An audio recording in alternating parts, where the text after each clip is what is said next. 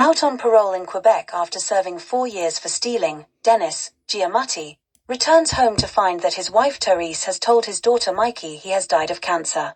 He also discovers his old friend and former accomplice Renee Rudd is in a relationship with his ex. Dennis has a brief fit of rage at Therese and later lands one punch on Renee. Homeless and desperate for work as there is a recession, he reluctantly asks Renee if he can go with him to sell Christmas trees in New York City. Dennis wants to make enough money to buy his estranged daughter the piano she has always wanted. In Brooklyn, Dennis gets thrown out of a cafe and the following day has an altercation with another tree salesman. Finally, Olga, a Russian-born woman, buys the first tree and they gradually start hustling and moving their trees.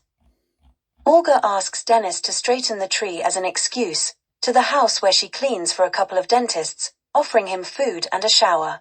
The next day the men are hit with a tree-selling rush.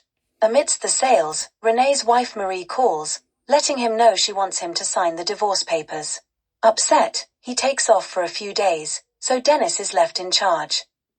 When Renee reappears, he has an engagement ring for Therese. Dennis becomes irate, telling 2 guys looking to buy a tree that his friend stole his wife from him while he was in prison. He becomes inspired to call his ex collect, but she does not accept the charges.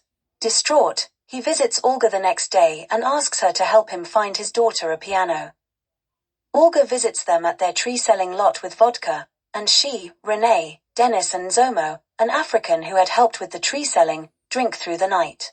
The next day, as Dennis and Renee are robbed by a supposedly blind man who had bought a tree from them, Dennis convinces Olga to help them take the dentist Steinway. Returning to their small Quebec town, Dennis watches from a distance as Mikey plays her new piano, then hugs her mom and Renee happily.